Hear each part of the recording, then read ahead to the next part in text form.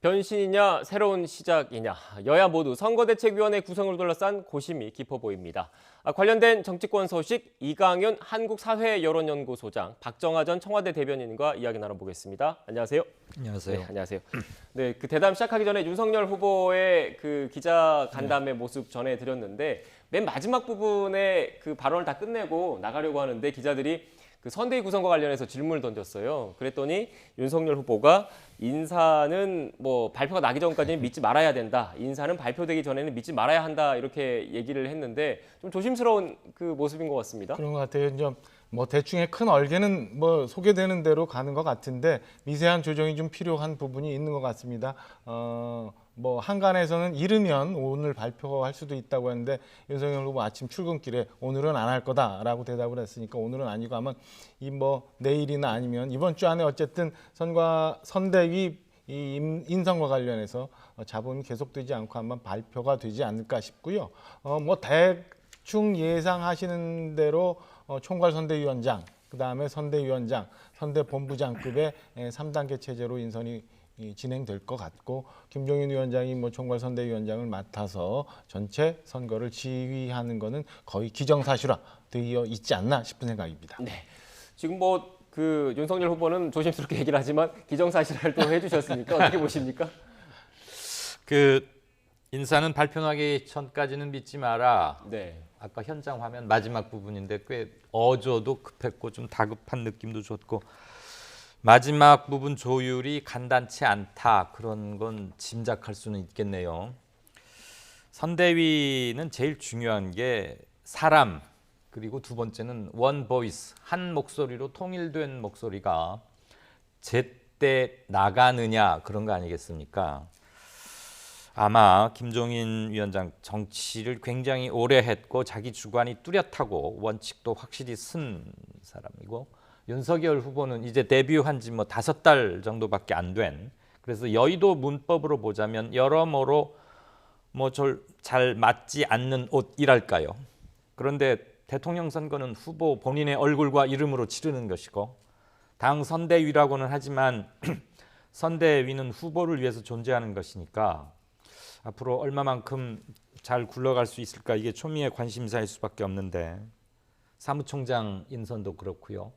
김종인 위원장이 올 것으로 뭐 대부분 관측들하고 그렇게 되어는 가겠습니다만 그 바로 밑에서 주요한 역할을 차지해야 하는 스텝들 가지고는 아직도 좀 내홍이 있는 것 같습니다. 주 내에 시간은 아마 지키려고 할 것 같은데요. 20일로 일단 시한은 못 박았죠.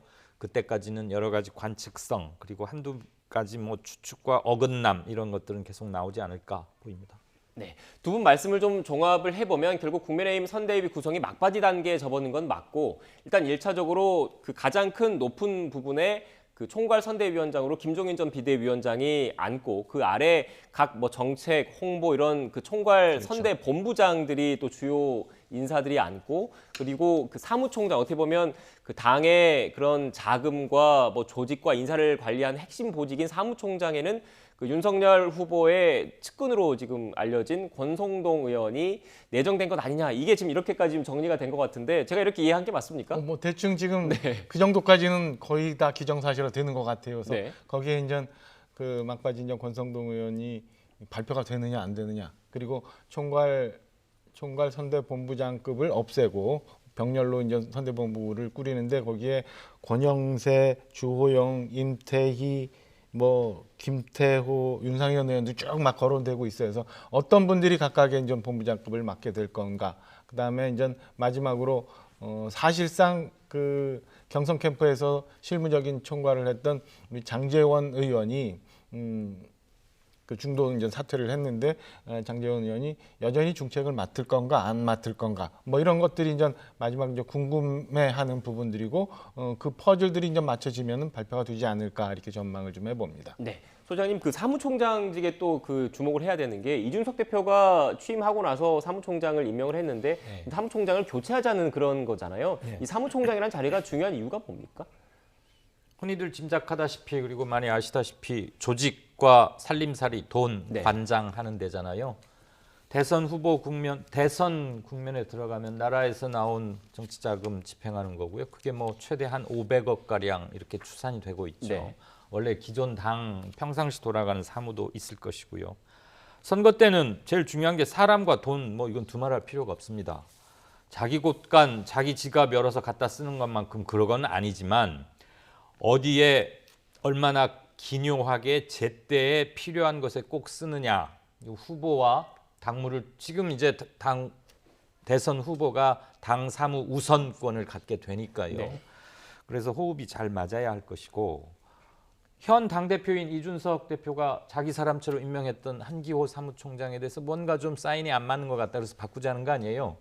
그럼 임명자로서 좋을 리야 당연히 없겠죠. 그리고 뭐 특별히 불거진 무슨 대형 사고를 쳤던 그 기억 같은 것도 없으니까 바꾸긴 바꿀 모양입니다. 권성동 의원은 자기 오랜 친구이자 같이 대학도 다닌 그리고 정치 데뷔 선언하기 훨씬 이전부터 교감을 해왔고 많은 소통을 해온 사람이니까 윤 후보로서는 굉장히 편할 거예요.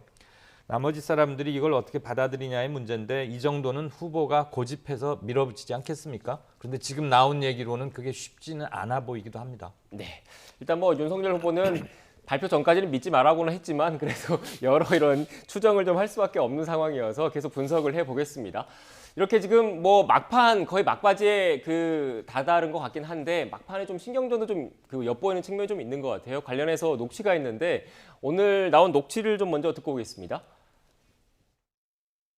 측근들에만 의존하는 예. 그런 이 선거 운동도 지양을 해야 되겠지만 그러나 예. 또 다른 한편으로 여기서는 이제 어느 일도 양단의 석과 백이라고 얘기를 할 수는 없는 게 알겠습니다. 그러니까 이 당을 잘 모르는 상황, 아직도 정확하게 다 알고 있지는 않은 상황에서 경선 때부터 이 발을 맞췄던 사람들을 그렇다고 측근이라고 모두 다 내치라는 거는 또 아닙니다. 어렵죠. 김한길 전 민주당 의원, 대표. 뭐 예. 전 대표 이분은 우리 당과 상대 당에서 계속해서 활동을 해 오셨던 분 아니겠습니까? 그렇죠. 그래서 그런 분이 우리 당 선대위 구성에 합류한다면은 뭐 중도 확장에 큰 도움이 될 거라고 생각이 되고 뭐 가능성이 있다고 봅니다. 네, 권영세 의원의 라디오 인터뷰 내용을 전해드렸는데 일단 권영세 의원은 윤석열 후보와 또 가까운 사이로 지금 알려지고 있지 않습니까? 제가 이 발언 중에 주목했던 부분이 측근이라고 모두 다 내치라는 것은 아니다. 이것과 그다음에 김한길 전 민주당 대표 이 두 부분이 제가 주목을 했었거든요. 먼저 측근이라고 모두 다 내치라는 것은 아니다. 이건 결국 김종인 전 비대위원장 그리고 이준석 대표가 어떻게 보면 윤석열 후보의 캠프 경선 과정에 있었던 캠프 내 인사를 좀 물갈이를 하는 게 어떻겠냐 이런 의견을 제시한 것과 관련해서 신경전의 연장선이다 이렇게 봐야 되겠습니까? 그 부분을 지금 권영태 대외협력위원장이죠. 이 얘기를 한 거로 보여집니다. 네. 그러니까 국민의힘 윤석열 후보가 후보로 선출되고 난 다음에 제일 큰 문제는 뭐였냐면은 과연 그러면은 경선 때 같이 있었던 모든 사람들을 같이 가는 거냐 아니면은 당시부터 이제 얘기했지만 이준석 대표, 김종인 전 위원장 같은 경우는 뭐 하이에나 파리 때 심지어는 뭐 네. 자리 사냥꾼이라는 표현까지 하면서 했던데 그렇게 추려서 할 거냐 이게 이제 제일 큰 문제의 숙제였고 이걸 어떻게 헤쳐 나가느냐가 이제 윤석열 후보의 첫 번째 관문이다 이런 예측을 많이 했는데 권영세 대외협력위원장이 그 부분을 말한 것 같아요. 그래서 지금 현재 전체적으로 보면은 어느 정도 윤석열 후보의 주장, 그러니까 지금까지 같이 고생했던 사람들, 참모들을 같이 가고 그다음에 외부에서도 새로운 사람들 영입을 하고 당에 오래 헌신했던 분들도 같이 하는 이게 좀 절충점을 좀 찾아가는 과정 아닌가 이렇게 보여집니다. 그래서 권영세 위원장이 그 부분을 말하면서 좀 발표가 나와야 되겠지만은 저는 뭐 핵심적으로 일했던 참모들도 그다음에 당에 오래 있었던 분들 이렇게 섞이는 거기에다가 외부에서 오는 외연 확장까지 염두에 두는 그런 선대위의 모습이 나타나지 않을까 이렇게 보여집니다. 네. 그리고 좀 두 번째 부분, 김한길 전 민주당 대표가 언급이 됐습니다. 지금 영입 의사를 타진한 것으로까지는 지금 파악이 되고 있는데 영입을 만약에 한다면 예. 이른바 윤석열 후보 측 입장에서 중도 확장에 좀 도움이 되겠습니까? 두 가지식으로 말씀드릴게요. 좀 야박하게 들리실 수도 있겠습니다만 김한길 전 의원에게는 저는 그렇게 큰 효과가 있거나 대중 흡인력이 크리라고 그래서 기대하는 중도 확장이 많이 일어날 거라고는 솔직히 보지 않습니다. 네. 왜냐하면 누가 간다고 해서 시민이나 대중들이 우르르 따라가는 그런 수동적 존재는 아니라고 생각합니다. 그리고 자기 확실한 철학과 이데올로기와 비전 같은 걸로 분명한 지지세를 갖고 있었던 걸출한 유명한 정치가들이 몇 있죠. 우리 현대사에. 최근으로 보자면 뭐 김대중, 김영삼, 노무현 뭐 이런 정도가 아닐까. 김한길 전 의원이 그보다 급이 약하다 뭐 그런 건 아닌데 일단 삼김이나 노무현 전 대통령이 활동하던 20, 30년 전과는 국민들의 수준이나 정치 환경 이런 것도 굉장히 바뀌었고요. SNS나 디지털 혁명에 의해서 변화된 것도 많고 사람들이 저는 그렇게 수동적이라고 생각 안 합니다. 한 명 어디 간다고 누가 우 따라가고 그런 시절도 아니고요. 네.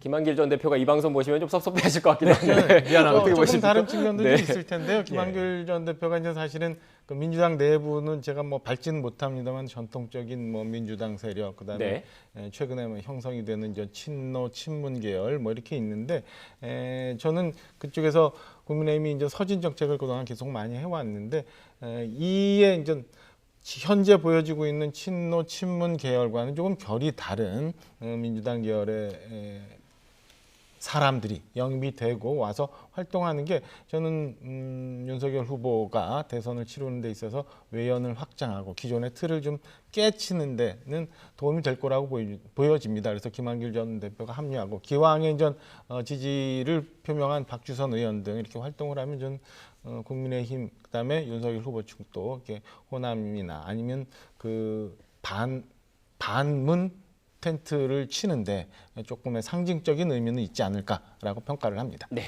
뭐 인사는 방이 붙기 전까지는 모른다고 하잖아요. 그 안에서 지금 막판에 또 김한길 전 대표가 합류하느냐 마느냐도 막판에 지금 뭐 교섭이 이루어지지 않을까라는 생각이 들고 또 한 인물이 있습니다. 홍준표 의원이 또 선대위에 참여하느냐 안 하느냐를 놓고도 관심이 쏠리고 있는데 어떻게 보십니까? 이 지점은 꽤 중요한 네. 포인트 같아요.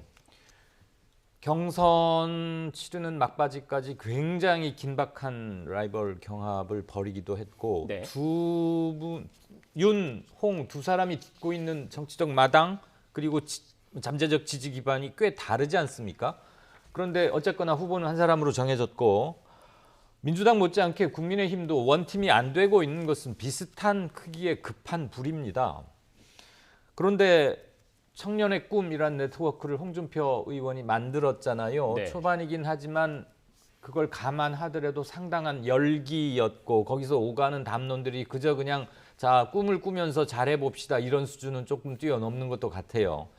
그러면 지금 안 그래도 정치적 대변인을 제대로 잘 찾지 못하고 있고 무언가 모색 꿈틀대고 있는 2030 이른바 40세 미만의 우리가 통칭해서 MZ이라고 하는 정치 그룹에 대한 뭔가 액션이나 필요한데 그런 점에서 홍 의원이 뭔가 전향적이고 본인은 마이크 잡는 일 없겠다고 분명히 선을 긋긴 했습니다만 계속 그렇게 버틸 수 있을 것인가 싶기도 하고요. 네. 윤 후보로서는 당연히 뭐 무슨 공을 들여서든 홍 의원과 홍 의원을 아직도 마음을 좀 두고 있는 그룹을 뭔가 제대로 잘 인수하고 싶겠죠. 거기에서 정성과 기술 이 두 가지가 잘 믹스되고 초반에는 굉장히 중요한 지점이라고 생각합니다. 네. 어떻게 보십니까? 이 소장님 말씀 주셨지만 사실은 진짜 윤석열 후보의 노력이 필요하다고 보여져요. 노력이 필요하다고 보여지는데 제가 볼 때는 홍준표 전 후보가 일단은 청년 플랫폼 만들어서 지금 독자의 길을 가고 있는데 단시일 내에 홍준표 전 후보가 합류하기는 좀 기대가 어려운 상황인지 아닌가 싶은 생각이고요. 저는 뭐 대선이 많이 진행이 되고 나면 언젠가는 홍준표 후보가 최근에 얼마 전에 쌍특검 받아라 네. 라고 했던 것처럼 뭔가 이제 대포성 메시지를 던지면서 결국에는 대선 승리, 정권 교체를 해야 된다는 본인이 얘기했던 것처럼 26년간 헌신했던 당에 이 당원들의 열망을 저버리지는 않을 거다. 그래서 저는 뭐 단시일 내에 홍준표 전 후보가 합류하기는 어렵지만은 끝내 나중에는 대선 이 승리에 힘을 보탤 거라고 저는 보고 있습니다. 네. 국민의힘 선대위 구성원의 면면도 조만간 드러날 것 같으니까 두 분의 예측이 얼마나 맞는지 또 한번 지켜보는 재미도 있을 것 같습니다. 일단 뭐 국민의힘 이야기는 이 정도 하고요. 민주당 그 상황도 좀 살펴보겠습니다. 먼저 지금 한국사회여론연구소 소장님께서 나오셨으니까 최근 관련된 그래픽을 여론조사 추이 그래픽을 먼저 보고 설명을 해주신 다음에 좀 얘기를 좀 하겠습니다. 준비가 되는 대로 그래픽을 좀 띄워주시겠습니까? 네. 지금 차기 대선 후보 지지도 추이 이거 그 한국사회여론연구소에서 조사한 거죠? 네, 결과가 좀 저희가- 어떻게 나왔습니까? 저희가 그저께 월요일 날 냈는데요. 관심의 포인트는 두 가지 정도라고 봅니다. 11월 5일 약 열 하루 전에 윤석열 후보가 확정이 됐고 그 당일 직후에 저희가 조사를 해서 10%포인트가량 뛰어 올랐고 네. 대부분의 언론과 많은 전문가들이 이건 컨벤션 효과로 보는 게 맞겠다에 어느 정도 일치한 것 같습니다. 그 일주일 뒤에 다시 조사를 했습니다. 저희 매주 하고 있는데요. 네. 엊그제 아침에 발표가 됐죠. 지금 그래픽 보시듯이 윤석열 45.6, 이재명 32.4, 나머지 후보 세 분은 좀 차이가 많이 나고요. 윤석열 후보는 그 전주에 비해서 후보 확정 직후에 비해서 2.6%포인트 올랐고 이재명 후보도 1.2%포인트 올랐습니다. 네. 둘 다 상승폭은 오차범위 이내이긴 하지만 상승의 폭 강도는 조금은 다르죠. 그러면 이게 컨벤션 효과가 계속 지속되고 있는 것이냐? 우선 그런 의문이 나올 수 있겠고요. 물론 컨벤션 효과가 뭐 우유의 유통기한처럼 일주일 지나면 끝이다, 꽝이다 그렇게 정해진 건 없습니다. 네. 다만 통상 일주일 안팎 정도, 물론 뭐 상황에 따라서 열흘 뭐 그 정도 갈 수도 있겠습니다만 저는 2.6%포인트 올랐던 것은 컨벤션 효과가 뭐 지속되고 있다 또는 2차 로버가 팝업됐다 이렇게 보기보다는 컨벤션 효과는 대충 잦아들거나 그 정도인 것 같은데 일단 한번 뛰어오른 지지율을 다지면서 정책적이거나 상대 당과의 교호작용에서 조금의 플러스가 생긴 것 같고요. 이재명 후보도 미미하긴 하지만 오르긴 올랐습니다. 그런데 이번 조사에서 자세한 것은 중앙선거 여론조사심의위원회에 가시면 자세히 볼 수 있는데요. 윤석열 후보가 기존에 조금 약하다고 평가받았던 30대 계층, 네. 20, 30대 중에서 30대만, 그리고 서울 지역, 그다음에 남성 이 세 군데 그룹에서 최근 3주일 동안 꽤 괄목할 만한 의미 있어 보이는 상승률을 기록했다는 겁니다. 제가 일일이 숫자를 다 말씀드릴 수는 없는데 제가 언급해드린 세 개의 섹터에서 45%포인트 45%에서 때론 50%까지도 차지하는 걸로 나와요. 물론 이게 계속 간다는 얘기는 결코 아닙니다.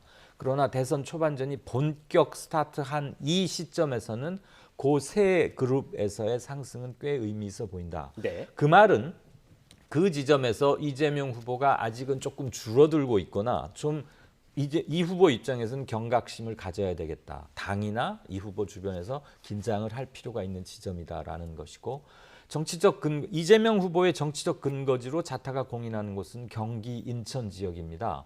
그곳에서 이재명 후보가 대단히 미미하긴 하지만 3주간 동안 대개 1%포인트 안팎이지만 조금은 하락하고 있다는 것. 적어도 자기 정치적 아성을 굳건히 지키고 거기에서만큼은 뺏기는 일 이게 아니고 조금 답보거나 약간 미미한 하락세를 보인다는 것은 굉장히 주목해야 할 지점이 아닌가. 네. 전반적으로 2030 세대에서는 뚜렷한 각축세이긴 한데 네. 초반 분위기는 윤 후보에게 조금 기우는 듯한 그런 이미지는 줍니다. 네, 지금 소장님께서 한국사회여론연구소 여론조사 결과를 자세하게 설명을 해주셨는데 그 국민의힘 윤석열 후보가 선출된 이후에 여러 여론조사 결과를 봤을 때도 수치에 뭐 차이는 있었지만 전반적으로 윤석열 후보가 우위, 이재명 후보가 상대적으로 열세인 여론조사 결과가 많았거든요. 이런 게 좀 반영이 돼서였을까요? 민주당 선대위 내부에서도 선대위 이렇게 가서는 안 된다, 뭔가 좀 개선이 필요하다 이런 의견이 나오고 있는 것 같던데 어떻게 보십니까? 일단은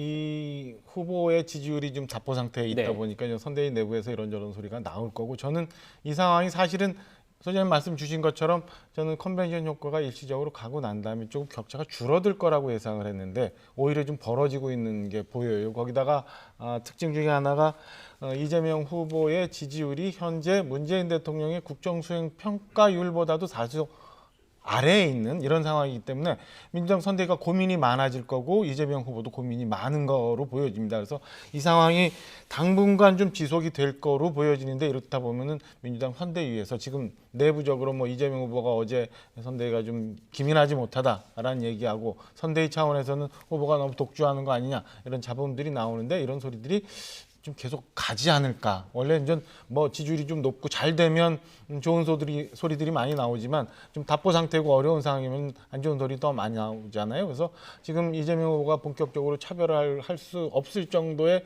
지지율 상승을 좀 못 보이고 있고, 그 다음에 선대위도 사실은 원팀을 강조하다 보니까 너무 메머드급으로 해서 사실은 실질적으로 움직일 수 없는 그런 상황으로 돼 있어서 이런 상황들이 나오고 있는 거다. 그래서 뭐 이해찬 전 대표 아니면 뭐 양정철 전 소장 뭐 이런 등등의 역할론이 다시 제기되고 있는 것 아닌가 이렇게 평가를 합니다. 네, 지금 대변인께서 마침 이해찬 전 대표, 양정철 전 민주연구원장의 등판론도 제기되고 있다 말씀해 주셨는데 만약에 실제로 등판을 한다면 도움이 되겠습니까?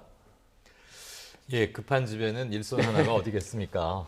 그리고 두 분 다 지명도와 추진력 이런 것들이 어느 정도 검증받았고 심정적인 현 민주당 여권 집권 지지층에게는 상당한 소구력을 갖고 계신 분들이긴 한데 중요한 것은 이 일을 실무를 잘 해나가야 할 그룹과 이 사람들의 호흡, 뭐 믹스 이런 거겠죠. 아까 전 대변인께서 민주당 선대위 말씀해 주셨는데 한마디 보태고 싶은 게 169명, 현역 의원만 169명이잖아요. 굉장히 매머드 규모입니다. 거기에 또 다른 분들도 많이 합류가 돼 있는데 요즘 흘러나온 얘기는 그래요. 사이즈는 매머드 공룡급인데 다들 현장으로 가지 않고 표가 있는 현장으로 가지 않고 내부의 그 위상 그다음에 뭐 선수 이런 거에서 내가 여기 가는 건 좀 아니지 않아? 저쪽 사람 저걸 하고 있는데 이거 맞추기가 굉장히 힘든 거예요. 그리고 민주당이 지금 다선은 몇 사람 안 됩니다. 초선하고 재선이 압도적으로 많아가지고 누구를 어디에 배치하는데 효율성을 제대로 잘 못 따지고 있고 의전 이런 거 하다 보니까 아직은 승수 효과가 안 나는 것 같아요. 그래서 그 다음에 굉장히 많으니까 다들 알아서 잘 되겠지 하고 조금 미룬답니다.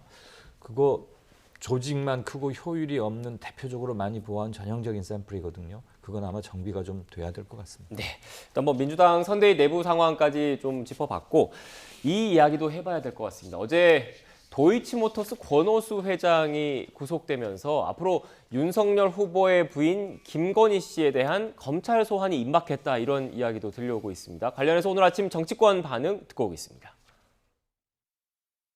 김건희 씨가 현재 공식 성상에 전혀 나타나고 있지 않습니다.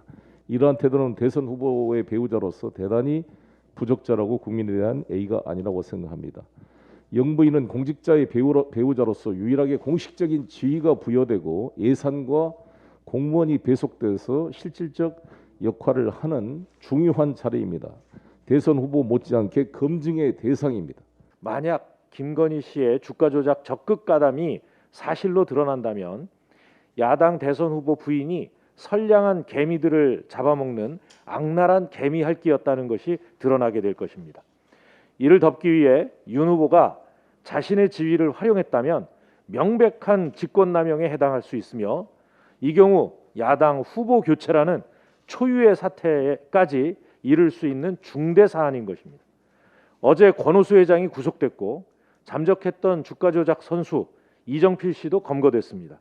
김건희 씨도 더 이상 남편 뒤에 숨지 말고 도이치모터스 주가 조작과 관련해 어떤 역할을 했는지 본인을 둘러싼 국민적 의혹에 대해 낱낱이 밝혀야 할 것입니다. 도이치모터스 사건 같은 경우 벌써 묵어도 한참 된 겁니다. 근데 이걸 갖다가 갑자기 지금 선거 임박해서 윤석열 후보가 정치를 시작을 하니까 끄집어내서 시작을 하는 거 아니겠습니까? 그래서 이런 부분, 뭐 대장동과는 큰 차이가 있는 이런 부분에 대해서는 끄집어내려면 나중에 선거 끝난 다음에 하는 게 맞겠다 이렇게 생각을 합니다. 네, 도이치모터스 주가 조작에 윤석열 후보의 부인 김건희 씨가 연루된 것 아니냐 이런 의혹을 민주당 쪽에서는 제기를 하고 있는 거고 반면에 윤석열 후보를 비롯한 국민의힘 쪽에서는 그 돈을 맡기긴 했는데 손해만 보고 빠진 거지 주가 조작 공모나 이런 거는 전혀 관여한 바가 없다 이런 입장인 거죠.